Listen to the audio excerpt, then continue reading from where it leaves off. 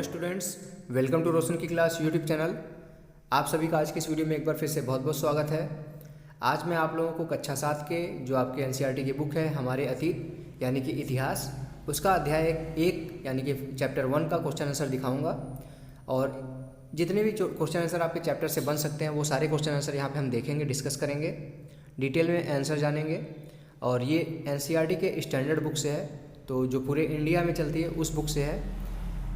कभी कभी state wise थोड़ी बहुत अलग तरीके से मॉडिफाई करके पब्लिश की जाती है, लेकिन जो मैं आज वीडियो में दिखाता हूँ वो एनसीईआरटी के स्टैंडर्ड बुक से है।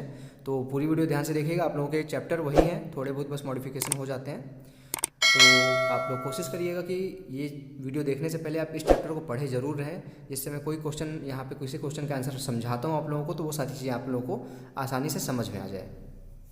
और वीडियो स्टार्ट करने से पहले मैं बस आप लोगों से छोटा सा रिक्वेस्ट करना चाहूँगा कि अगर आप लोग रोशन की क्लास यूट्यूब चैनल पे अभी नए हैं तो प्लीज़ इस वीडियो को लाइक कर दीजिए, और रोशन की क्लास यूट्यूब चैनल पे नए हैं तो नीचे सब्सक्राइब बटन होगा, उस पर क्लिक करके सब्सक्राइब कर दीजिए और साथ ही साथ बेल आइकन को दबा दीजिए, जिससे मैं कोई वीडियो आप लोगों के लिए इन्फॉर्मेटिव वीडियो अपलोड करता हूँ रेगुलर बेसिस पे तो उसकी नोटिफिकेशन आप तक पहुँच जाए और आप उससे देख के अपने नॉलेज को इम्प्रूव कर सकें।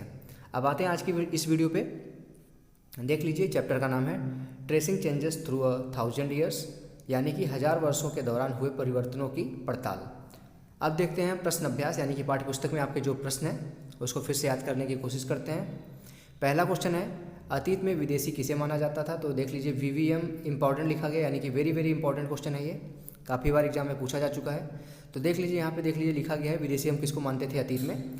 मध्यकाल में गांव में आने वाले कोई भी अनजान व्यक्ति को समाज और संस्कृति का अंग न हो विदेशी कहलाता था वो। ऐसे व्यक्ति को हिंदी में परदेसी और फारसी में अजनबी कहा जाता था। तो यहाँ पे आपसे ये पूछ सकता है कि अजनबी किस तरह का शब्द है? तो फारसी शब्द है और परदेसी हिंदी शब्द है। अब दूसरा क्वेश्चन यहाँ पे देखते हैं, नीचे उल्लिखित बातें सही हैं या गलत आपको बताना है। यहाँ पे 4 क्वेश्चन है, क ख ग घ, आपको यहाँ पे नीचे आंसर देखने को मिल जाएगा। क वाला है जो क्वेश्चन, सन 700 के बाद के काल के संबंध में अभिलेख नहीं मिलते हैं, तो बिल्कुल सही है। आप चैप्टर अगर पढ़े होंगे तो उसमें लिखा भी है, तो क का आपका सही हो जाएगा, यानी कि ट्रू है। दूसरा है, इस काल के दौरान मराठों ने अपने राजनीतिक महत्व की स्थापना की, तो ये भी बिल्कुल सही है, ख का भी सही हो जाएगा। ग है, कृषि केंद्रित बस्तियों के विस्तार के साथ कभी कभी वनवासी अपनी ज़मीन से उखाड़ बाहर कर दिए जाते थे, तो बिल्कुल ये भी सही है, आपके चैप्टर में ये भी लिखा है। तो तीनों के ट्रू हो गए। अब चौथा देखते हैं, सुल्तान गयासुद्दीन बलबन असम, मणिपुर तथा कश्मीर का शासक था, तो बिल्कुल नहीं। गयासुद्दीन जो था वो बंगाल से लेके अफ़गानिस्तान पे राज किया था उसने, और नीचे साउथ में भी उसने काफ़ी राज्यों पे उसका अधिकार था, परंतु वो मणिपुर, असम और कश्मीर पे कभी भी अपना अधिकार नहीं जमा पाया था।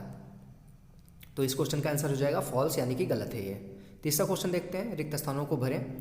क ख ग यहाँ पे 3 दिया गया है, उसमें क्या भरना है? अभिलेखागारों में क्या रखा जाता है? फिल इन द ब्लैंक्स यहाँ पे फिल करना है। रखे जाते हैं, क्या रखा जाता है? दस्तावेज रखे जाते हैं। दूसरा देखें, ख 14वीं शताब्दी का एक इतिहासकार था, कौन था? तो यहाँ पे भरा जाएगा आपका गियासुद्दीन बर्नी। और तीसरा है, इसमें आपके 5 यहाँ पे फिल करने हैं। इसमें सबसे पहले होगा आलू, दूसरे में होगा मक्का, तीसरे में होगा मिर्च, चौथे में होगा चाय और कॉफ़ी। इस उपमहाद्वीप में एक काल के दौरान लाई गई कुछ नई फसलें हैं। ये हो गया तीसरे क्वेश्चन का आंसर। अब देखते हैं चौथा क्वेश्चन, इस काल में हुए कुछ प्रौद्योगिक परिवर्तनों की तालिका दें।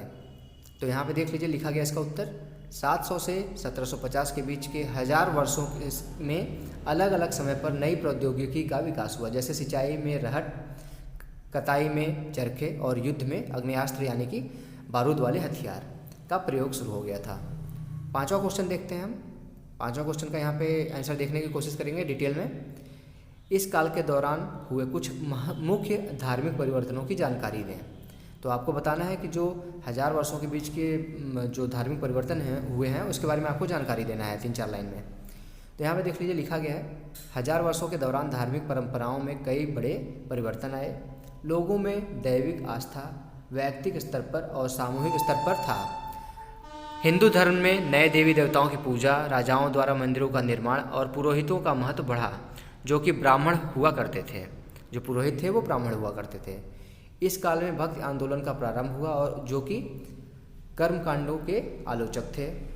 इस काल में 7वीं सदी में इस्लाम और 16वीं सदी में ईसाई धर्म का भारत में प्रादुर्भाव हुआ। यानी कि जो भारत में सबसे पहले जो धर्म के लोग रहते थे वो हिंदू धर्म के लोग रहते थे। उसमें कुछ नए देवी देवताओं की पूजा की मान्यताएं स्टार्ट हो गई और उसमें ब्राह्मणों को पुरोहित के रूप में महत्व दिया गया।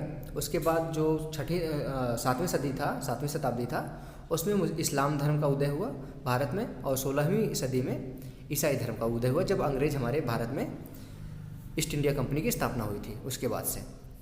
अब देखते हैं 6वां क्वेश्चन, देखते हैं, इसको भी समझना है हमको, वेरी वेरी इंपॉर्टेंट क्वेश्चन है। पिछली कई शताब्दियों में हिंदुस्तान शब्द का अर्थ कैसे बदला है, ये आपको अपने शब्दों में लिखना है। आप चैप्टर पढ़े रहेंगे तभी इस क्वेश्चन का आंसर आप कर सकेंगे। पिछली कई शताब्दियों में हिंदुस्तान शब्द के अर्थ में अनेक परिवर्तन हुए। 13वीं सदी में जब फारसी के इतिहासकार मिन्हाज ए सिराज ने हिंदुस्तान शब्द का प्रयोग किया था। अब यहाँ पे आपसे पूछ सकता है क्वेश्चन कि सबसे पहले किसने हिंदुस्तान शब्द का प्रयोग किया था, तो फारसी इतिहासकार थे मिन्हाज ए सिराज। तो उसका अर्थ गंगा यमुना के बीच में स्थित क्षेत्र और पंजाब हरियाणा से था। उनके इस शब्द का राजनीतिक अर्थ में उन इलाकों के लिए इस्तेमाल किया जो दिल्ली के सुल्तान के अधिकार क्षेत्र में आते थे। इसके विपरीत 16वीं सदी के आरंभ में बाबर ने हिंदुस्तान शब्द का प्रयोग इस उपमहाद्वीप के भूगोल, पशु पक्षियों और यहाँ के निवासियों की संस्कृति का वर्णन करने के लिए किया था। 16वीं शताब्दी में, ध्यान दीजिएगा इस चीज़ को। यह प्रयोग 14वीं सदी के कवि अमीर खुसरो द्वारा प्रयोग किया गया। शब्द हिंद के ही कुछ समान है। जो हिंद है वो आपके हिंदुस्तान के समान ही था। जो किसने प्रयोग किया था? अमीर खुसरो ने 14वीं शताब्दी में। मगर जहाँ भारत को एक भौगोलिक और सांस्कृतिक तत्व के रूप में पहचाना जा रहा था, इसको हिंदुस्तान आप कहते थे। 7वां क्वेश्चन देखते हैं, जातियों के मामले कैसे नियंत्रित किए जाते थे? तो इसका आंसर देख लीजिए। जातियाँ स्वयं अपने अपने नियम बनाती थी जिससे कि वे अपनी जाति के सदस्यों के व्यवहार को नियंत्रित कर सकें। इन नियमों का पालन जाति के बड़े बुजुर्गों की एक सभा करवाती थी जिसे कुछ इलाकों में जाति पंचायत कहा जाता था। जो अभी भी कहीं देखेंगे गांव में अभी भी पंचायत चलती है, उसी तरीके से था। लेकिन जातियों को अपने निवास के गांव में के रिवाजों का पालन भी करना पड़ता था। यानी कि जिस गांव में आप रह रहे हैं उस वहाँ का अगर कोई रीति रिवाज है तो उसका पालन भी जातियों को करना पड़ता था। 8वां क्वेश्चन देख लेते हैं, सर्व क्षेत्रीय साम्राज्य से आप क्या समझते हैं? तो इसका आंसर देखते हैं। सर्व क्षेत्रीय साम्राज्य के से तात्पर्य उस साम्राज्य से है जो अनेक क्षेत्रीय राज्यों को मिलाकर बना हो, जैसे सल्तनत, साम्राज्य, मुगल साम्राज्य आदि। अब 9वां क्वेश्चन देखते हैं, पांडुलिपियों के उपयोग में इतिहासकारों के सामने कौन कौन सी समस्याएं आती हैं? अब यहाँ पे देख लीजिए, अगर पांडुलिपियाँ हैं उसका उपयोग करते हैं इतिहासकार, तो उनके सामने किस तरीके की कठिनाइयाँ आती हैं इसके बारे में यहाँ पे आपसे पूछा गया है। यह भी काफ़ी इंपॉर्टेंट क्वेश्चन है। पांडुलिपियों के उपयोग में इतिहासकारों के सामने निम्न समस्याएं आती हैं। इसमें 4 यहाँ पे समस्याएं अंकित की गई हैं। पहला है, कई बार पांडुलिपियों की लिखावट को समझने में दिक्कत आती है। पुराने ज़माने में कोई चीज़ लिखी गई उसको समझना है तो उस तरीके की नॉलेज होनी चाहिए आपके अंदर। दूसरा, आज हमें लेखक की मूल पांडुलिपि शायद ही कहीं मिलती हो, यानी कि लेखक ने जो लिखा था एग्जैक्ट वो चीज़ नहीं मिलती, उसको कहीं दूसरी जगह पे कॉपी कर दिया गया है। तो जानते हैं जो लिखा है उसकी चीज़ को कोई दूसरा कॉपी करेगा तो जाहिर सी बात है उसमें कुछ त्रुटियाँ होंगी, कुछ गलतियाँ होंगी, तो जिससे उनके अंदर पांडुलिपियों को समझने में इतिहासकारों को समस्याएँ होती हैं। तीसरा है, मूल पांडुलिपि की नई प्रतिलिपि बनाते समय लिपिक छोटे मोटे फेरबदल करते चलते थे। अभी जैसे मैंने बताया, कहीं कोई शब्द, कहीं कोई वाक्य, सदी दर सदी प्रतिलिपियों की भी प्रतिलिपियां बनती रही और अंततः एक भी मूल ग्रंथ की भिन्न भिन्न प्रतिलिपियां एक दूसरे से बहुत अलग हो गई।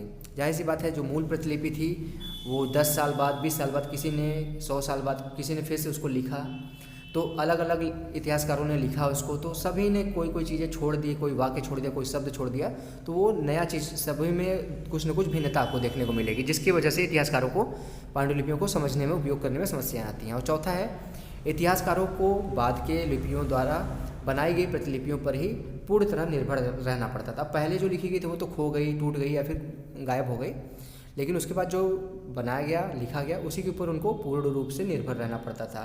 इसलिए इस बात का अंदाज लगाने के लिए मूलतः लेखक ने क्या लिखा था, इतिहासकारों को एक ही ग्रंथ की विभिन्न प्रतिलिपियों का अध्ययन करना पड़ता है।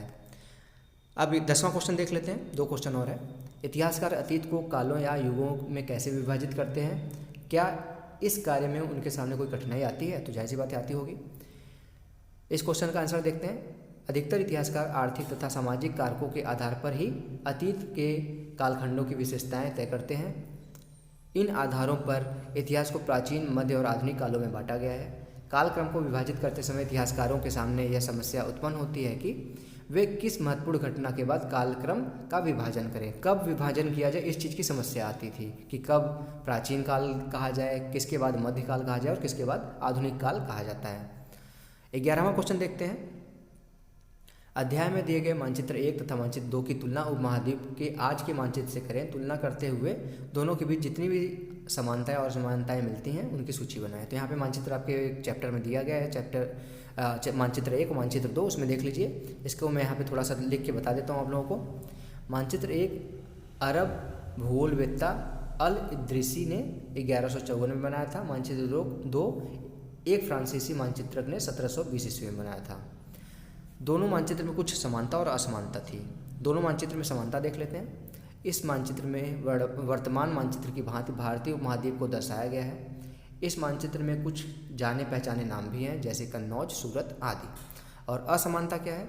अल इद्रिसी के नक्शे में दक्षिण भारत उस जगह है जहां हम आज उत्तर भारत देखते हैं। जैसे हमारा जो उत्तर भारत है, भारत का ऊपर का हिस्सा आपका उत्तरी पूर्वी क्षेत्र, वहाँ पे दक्षिण अल इद्रिसी ने उसको दक्षिण बोला था। और श्रीलंका का द्वीप ऊपर की तरफ है, इस तरह से दिखाया था।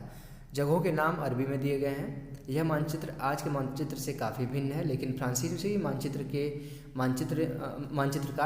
के मानचित्र में आज के मानचित्र से थोड़ी सी भिन्नता है। जैसे बम्बई क्षेत्र और गुजरात क्षेत्र का मानचित्र आज से भिन्न था। तो ये असमानता थी। अब यहाँ पे आज चैप्टर का लास्ट क्वेश्चन देख लेते हैं, 12वां क्वेश्चन। पता लगाइए कि आपके गांव या शहर में अभिलेख रिकॉर्ड कहाँ रखे जाते हैं। इन अभिलेखों को कौन तैयार करता है? क्या आपके यहाँ कोई अभिलेखागार है? उसकी देखभाल कौन करता है? वहाँ किस तरह के दस्तावेज संग्रहित हैं? उसका उपयोग कौन लोग करते हैं? उनका उपयोग कौन लोग करते हैं? तो यहाँ पे आप अपने अनुसार, सभी बच्चे अपने अपने अनुसार उत्तर लिखेंगे इस चीज़ का। यहाँ पे मैं एक एग्जाम्पल के रूप में 3-4 लाइनें आप लोगों को बता देता हूँ। ग्रामीण क्षेत्र में अभिलेख रिकॉर्ड जिला मुख्यालय में रखे जाते हैं। इन अभिलेखों को विभिन्न विभाग के कर्मचारी तैयार करते हैं तथा शहरों में के अभिलेख नगर निगम कार्यालयों में रखे जाते हैं और ऐतिहासिक अभिलेखों को अभिलेखागारों में रखा जाता है। अभिलेखागार की देखभाल उसके अंदर नियुक्त कर्मचारी द्वारा किया जाता है। इनका उपयोग शोधार्थियों जो शोध करते हैं द्वारा तथा अथवा विभिन्न विभागों द्वारा समय समय पर किया जाता है। तो ये था आज के चैप्टर का 12 का 12 क्वेश्चन। आशा करता हूँ आप लोगों को यहाँ पे क्वेश्चन आंसर समझ में आए होंगे। अगर फिर भी आप लोगों को कोई दिक्कत होती है तो नीचे कमेंट बॉक्स में कमेंट करके आप मुझसे कोई डायरेक्ट क्वेश्चन पूछ सकते हैं, मैं उसका उत्तर तुरंत देने की कोशिश करता हूँ। और अगर आप लोगों को एनसीईआरटी के किसी भी सब्जेक्ट के किसी भी क्लास के कोई भी क्वेश्चन आंसर चाहिए तो आप मुझे कमेंट बॉक्स में बताइएगा। मैं 24 से 48 घंटे के अंदर कोशिश करूंगा कि आपकी वीडियो आप तक पहुंच जाए। आपको सिर्फ इतना काम करके रखना है कि रोशन की क्लास यूट्यूब चैनल को सब्सक्राइब करके रखना है और साथ ही साथ बेल आइकन को दबा के रखना है, जिससे मैं आप लोगों के लिए वीडियो अपलोड करूँ तो उसकी नोटिफिकेशन आप तक पहुँच जाए और आपको पता चल जाए कि आपकी वीडियो अपलोड हो गई है। तो फ्रेंड्स, मिलते हैं नेक्स्ट वीडियो में, तब तक के लिए आप लोगों को बहुत बहुत धन्यवाद। जय हिंद, वंदे मातरम।